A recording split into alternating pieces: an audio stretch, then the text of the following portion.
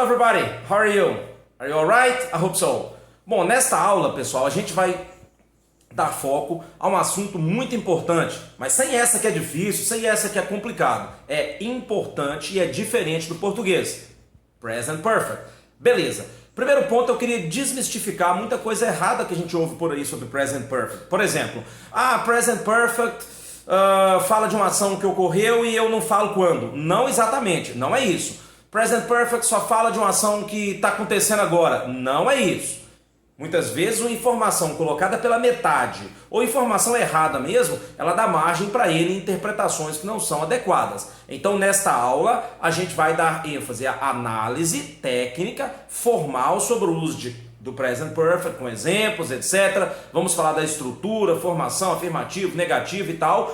E, principalmente, vamos acabar com isso que é difícil. Não é que é difícil, é diferente do português. Tá, mas na sua opinião, professor Adilson, por que então muita gente tem dúvida em Present Perfect? Opinião tem três, galera. A minha, a sua e a certa. Mas a minha opinião é que Present Perfect é tão...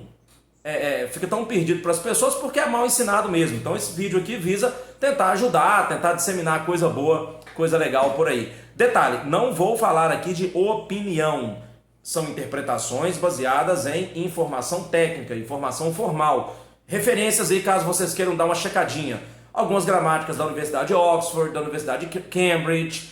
Tem explicações muito legais, especialmente Cambridge, sobre Present Perfect, tá? Eu aprendi Present Perfect estudando sozinho porque os professores falavam e falavam muita coisa errada mesmo, que eu era muito crítico e pensava, pô, não tem lógica isso, entendeu? Eu vi um filme e estava diferente, né? Eu vi uma música e estava diferente. O cara começava usando o Simple Past, o cara começava a usar Present Perfect, eu ficava louco. Então eu apelei e resolvi estudar sozinho. É como esta aula aqui, ó. Depois de 27 anos eu estou gravando minha primeira aula sobre Present Perfect, né? Por quê? Porque os alunos têm questionado muito, eu tenho visto muito aluno bom que não sabe esse conteúdo. Para adiantar antes da gente ir para o nosso quadro, e isso vai nortear tudo que a gente faz lá, vamos lembrar o seguinte, Present Perfect, primeiro, para acabar com essa palhaçada, tem dois usos. Uso 1, eu chamo de uso 1, tá?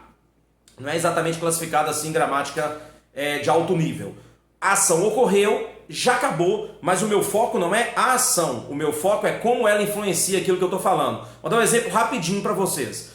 Eu machuco a perna, tá? Por exemplo, e o cara me chama para jogar bola e eu falo com ele, poxa, machuquei a perna, rapaz. Eu não tô, mesmo quando eu falo isso em português, eu não tô preocupado com quando eu machuquei, como que foi, etc. Com o ato de machucar a perna. Eu tô preocupado em justificar para a pessoa. Não dá para jogar com você agora. A questão é que em português não tem um tempo verbal assim. Em inglês nós temos o Present Perfect. Então, o que ocorre? O cara fala para mim, Adilson, would you like to play soccer with me? I'm sorry, I can't. I have hurt my leg. Tá, mas muitas vezes você pode estar vendo um filme e o cara fala I hurt my leg. Sim, nós vamos falar dessas variações. Muitas vezes a pessoa taca lá o Simple Past para tudo. Inglês americano, então é muito comum. E aí? Bom, nativo usou. Quer dizer que o nativo usou, então, tá sempre certo?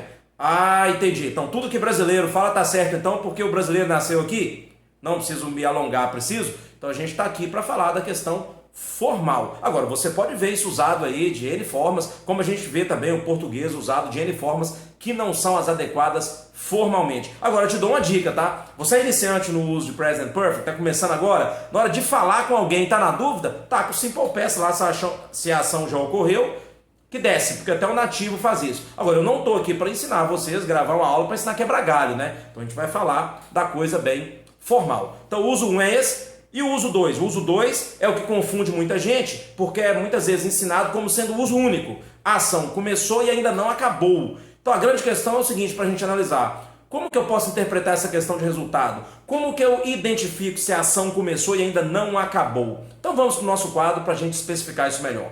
Let's go? Então, pessoal, como eu falei há pouco, vamos analisar aqui alguns pontos cruciais para entendermos Present Perfect.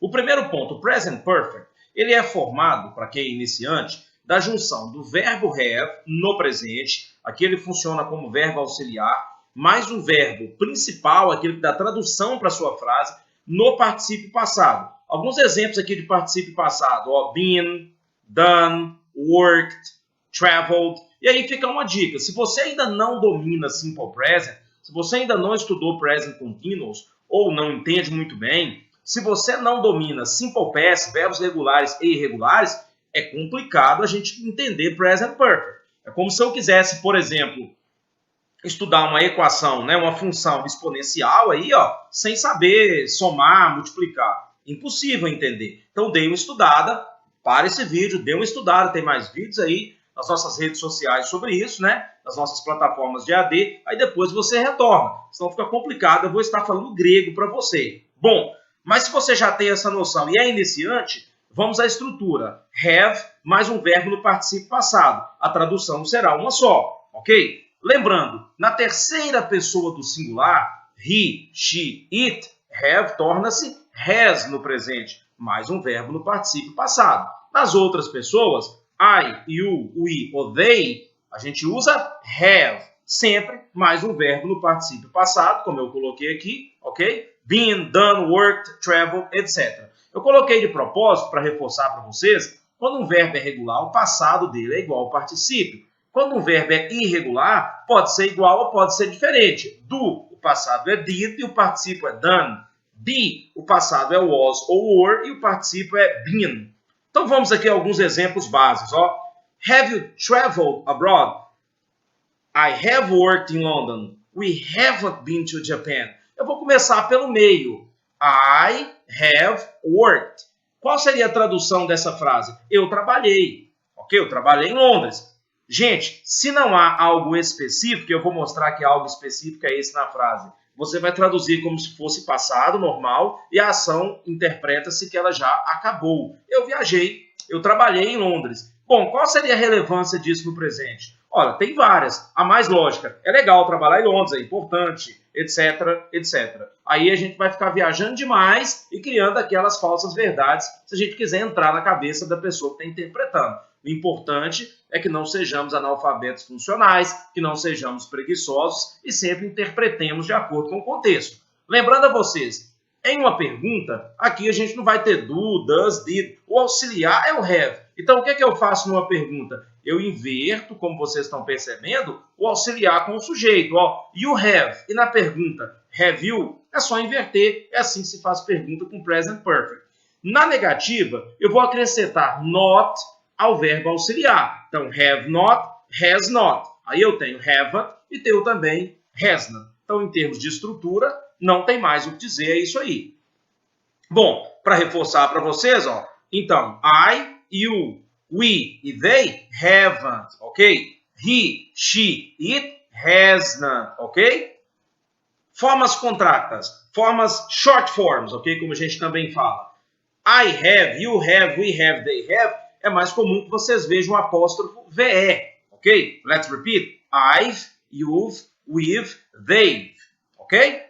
E quando a gente tem aqui é diferente, olha só, o has, né? He, she, it has, é mais comum que a gente veja o apóstrofo S. Let's repeat. His, she's, its. Poxa, mas isso é igual ao verbo to be. Exatamente. Eu vou perceber se é verbo to be ou se é a forma contrata de has para present perfect pelo contexto. Geralmente observando se tem um verbo no particípio depois. Agora não podemos esquecer. O verbo principal, main verb, in the past participle. O verbo principal sempre no particípio passado. Been, done, gone, spoken e assim por diante.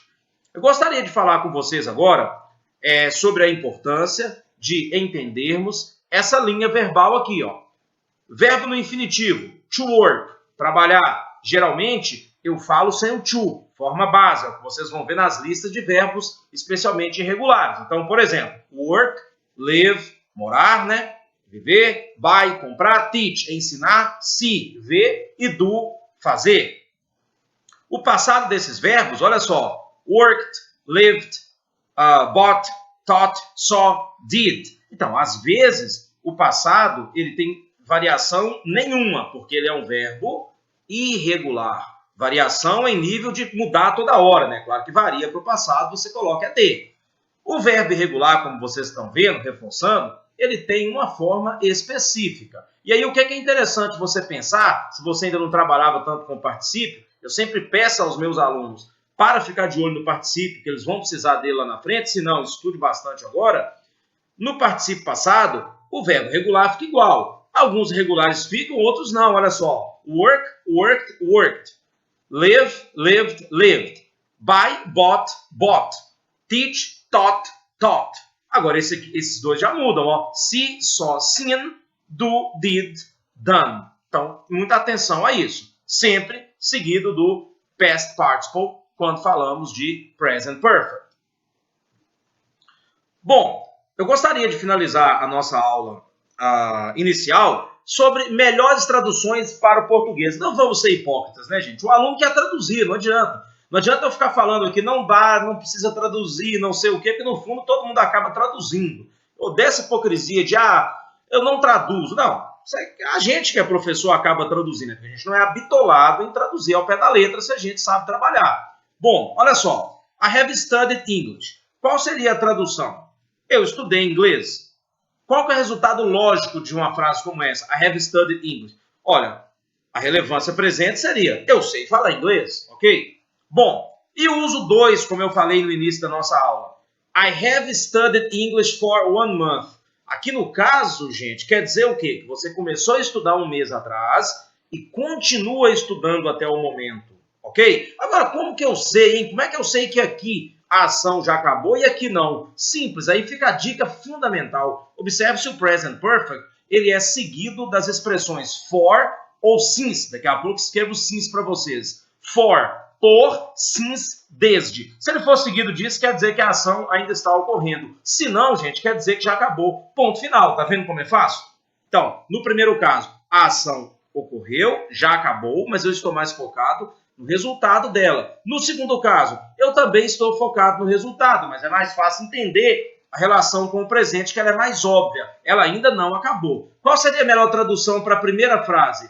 Eu estudo inglês. Não, eu estudei inglês. Eu tenho estudado inglês? Não, eu estudei inglês. A tradução é única. E qual seria a tradução ideal para quando a ação ainda está acontecendo? Eu estudo inglês há 1 mês. É assim que a gente fala em português. Eu tenho estudado há 1 mês. Até desce. Mas pode traduzir como se fosse presente, tá vendo? Por quê? Porque a ação ainda está acontecendo. Preste atenção ao since e ao for. Ok? De toda forma, quando eu uso o exemplo 2, eu também estou focado no resultado da ação. Qual que é o resultado possível de alguém estar estudando inglês há 1 mês? Não sei. I know some English. Eu sei um pouco de inglês. I'm not fluent. Eu ainda não sou fluente. Se bem que tem curso aí que fala que com 1 semana você fala melhor que o nativo, né? I can't speak very well. Eu ainda não posso falar tão bem. Ou I'm trying to learn. Poxa, estou tentando aprender. De repente, na empresa, né? O chefe vai te contratar e falar, it's important to speak English. Ok, but I've studied English for 1 month, alright? Quer dizer, eu estou estudando já, eu estudo há 1 mês, vou melhorar. Então depende muito do contexto. E sempre prestar atenção essas 2 palavrinhas aí, ó. Se aparecer since ou for com o present perfect, quer dizer que a ação ainda está ocorrendo. Pessoal, então é isso por agora, nesta primeira aula sobre present perfect. Dei uma analisada e um detalhe, está conseguindo entender legal? Tá legal para você? Então vamos acompanhar as demais aulas e na sequência você irá encontrar uma aula sobre Present Perfect 2. De que vamos falar nessa aula 2? Nós vamos nos aprofundar nesta última tela aqui do nosso quadro. Nós vamos falar de outras interpretações sobre Present Perfect e vamos categorizar. Uso 1, ele é usado assim, beleza. Vamos categorizar os usos? Como que é diferente do Simple Past, que é o que confunde muito ao aluno? Uso 2, beleza, como categorizar? Com o que ele confunde no português? Então não percam a oportunidade de assistir a esta próxima aula. Um abraço a todos, see you guys, thanks for your attention, bye bye!